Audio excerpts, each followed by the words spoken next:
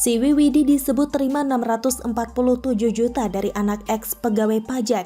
Netizen tak rela pajak buat ginian. Ditulis oleh Diha Alif dari siwar.com.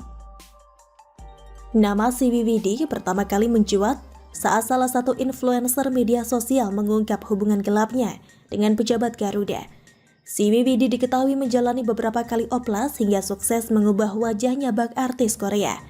Ternyata skandalnya tidak hanya menyeret sejumlah nama di Garuda, tapi merembet hingga ke anak salah satu mantan pegawai pajak.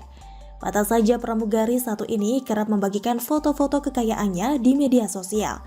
Kasus belakangan ini benar-benar mencoreng penegakan hukum di negeri ini. Betapa tidak, kasus penyelundupan sepeda Brampton dan Harley hanya sebatas pemberhentian. Tidak ada sanksi hukum di pengadilan. Kini pramugari yang sempat disebut berskandal malah ketahuan asyik memakai uang dari mantan oknum di institusi pajak. Inilah yang membuat hukum terlihat lemah dan tidak berwibawa. Saat menangani kasus yang berkaitan dengan pejabat pemerintah atau BUMN, tidak ada penelusuran lebih jauh dan sanksi yang berat yang membuat pelaku seenaknya sendiri.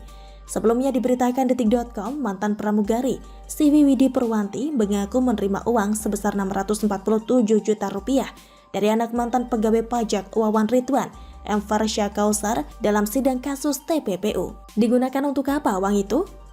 Benar, menerima 647 juta rupiah dari Farsha. Waktu itu saya jadi teman dekatnya Farsha. Waktu itu Farsha mengenal saya, mengaku berusia 28 tahun sebagai pengusaha, bukan mahasiswa. Dia mencoba mendekati saya, dan ada obrolan di mana dia mencoba mencari perhatian pada saya dengan membayarkan sesuatu untuk saya, kata si Widi saat bersaksi dalam sidang di Pengadilan Tipikor Jakarta, Jalan Bungur Besar Raya, Jakpus Selasa 10 Mei 2022. Siwi mengaku uang sebesar 647.850.000 rupiah itu dia terima dan digunakan untuk keperluan pribadi. Salah satu keperluan pribadinya adalah perawatan wajah di Korea. Seperti BAP Ibu nomor 22, uang sebesar 647 juta rupiah untuk jalan-jalan, belanja, beli paket merek Gucci, dan untuk perawatan kecantikan di Korea. Apa benar? Tanya jaksa KPK. Ya, seingat saya begitu, jawab Siwi. Siwi mengaku tidak tahu asal-usul sumber uang Farsha yang dia berikan kepadanya.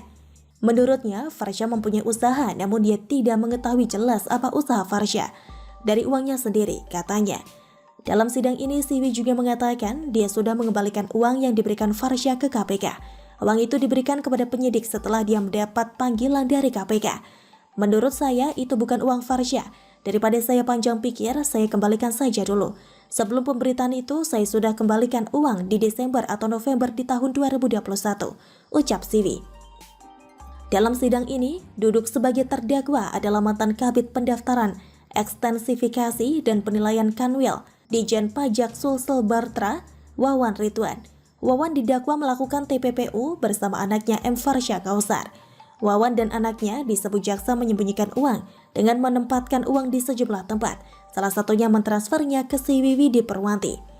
Wawan Ridwan pun didakwa melanggar pasal 3 Undang-Undang Republik Indonesia nomor 8 tahun 2010 tentang pencegahan dan pemberantasan tindak pidana pencucian uang, contoh pasal 55 ayat 1 ke 1 KUHP, contoh pasal 65 ayat 1 KUHP. Melihat pemberitaan memalukan soal tindak pencucian uang di media detik ini, beberapa netizen memberikan komentar menohok. Salah satunya bahkan mengetek langsung di akun resmi institusi pajak, @El-Ghazali, @Dijen Pajak RI, kita bayar pajak buat bayarin orang ini perawatan min? Nanya. @Ubin Hesnanto 1, rakyat dibebani pajak yang cukup banyak, pegawai pajak foya-foya dengan uang pajak, @DPR_RI. LC_BB, 3 bulan kenal udah dikasih duit sebanyak itu? Pro juga nih cewek, takjub anak pegawai pajak bisa sereceh itu ngeluarin duit. Gimana babenya? @Bio4, jangan sampai pajak saya dipakai orang-orang macam inilah. @Tishultisa, rakyat disuruh bayar pajak ternyata buat ginian. @Isatrio, uang pajak saya dipakai ginian. Atur dulu yang benar sebelum naikin pajak. Yang bocor-bocor begini kan yang bikin kurang. Sangat disayangkan kalau pembangunan infrastruktur masif yang dilakukan Jokowi harus dinodai berita kotor dari bawahannya. Sempat kita bangga akan pembangunan tol merata yang mampu menampung pemudik dalam jumlah besar dan mempersingkat waktu dan jarak tempuh. Mirisnya, keuletan Jokowi dalam bekerja tidak ditiru bawahannya yang justru berfoya-foya menggunakan uang pajak rakyat. Semoga saja oknum-oknum di semua institusi pemerintahan bisa dievaluasi lagi. Kalau perlu buat sistem yang sangat transparan, agar uang negara tidak bisa disalahgunakan oleh manusia-manusia rakus dan rusak perilakunya. Di tengah perang antara negara melawan mafia minyak sawit dan lainnya, harusnya bawahan presiden mencontohkan kinerja yang jujur dan bersih, bukan malah sebaliknya menghamburkan uang yang bukan semestinya di tengah banyak kesulitan yang diderita rakyat menengah ke bawah. Begitulah kura-kura. Bagaimana menurut Anda? Ketidakhadiran orang nomor 1 di Jawa Tengah ini tentu saja mengundang tanda tanya besar. Padahal acara ini dihadiri oleh seluruh kepala daerah yang diusung PDI Perjuangan, seperti Wali Kota dan Wakil Wali Kota Semarang, Bupati dan Wakil Bupati Gerobokan, Bupati Banyumas, Bupati Kabupaten Semarang, dan Bupati Klaten. Ketua DPR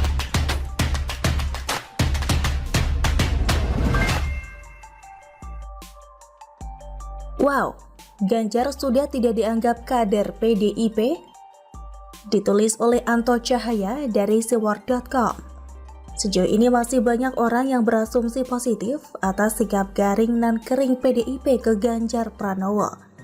Kendati fakta yang terlihat mereka sudah tidak harmonis, tidak sejalan, tidak diundang ke sebuah acara bahkan menyerang kepemimpinan Ganjar Pranowo. Sikap elit partai PDIP sudah mirip duri yang bertransformasi jadi oposisi di dalam organisasi yang digawangi Ketua Bapilu, Bambang Pacul Wuryanto dan Puan Maharani. Akan tetapi mereka pendukung Ganjar Pranowo masih menganggap itu adalah sebuah strategi PDIP untuk menguji mental, menaikkan elektabilitas kadernya tersebut, seakan dicitrakan orang yang tersakiti. Boleh-boleh saja kita mempersepsikannya berbeda, akan tetapi perlu dicatat, partai adalah sebuah organisasi besar yang di dalamnya banyak kepentingan. Dan dari serangkaian kepentingan tersebut tujuan terakbar adalah menjadi penguasa. Dan di PDIP, kader itu hanyalah petugas partai, tidak lebih. Jadi tidak mudah bagi seorang kader mencuri perhatian sang penentu keputusan. Sejauh ini sejarah mencatat hanya seorang Jokowi yang mampu mendobrak tembok tebal PDIP sebagai kader yang mumpuni. Sampai akhirnya maju sebagai capres dari PDIP. Itu pun karena desakan masyarakat yang begitu luas. Padahal tingkat elektabilitas Jokowi saat itu sudah tembus angka 40%, sementara Megawati sang ketum hanya 6%. Berkaca dari fakta sejarah memang cukup sulit bagi Ganjar Pranowo mengikuti jejak Jokowi, kecuali ia memiliki elektabilitas yang tinggi meninggalkan jauh calon lain, sehingga mampu kembali ke track dan mendapat full support system dari PDIP.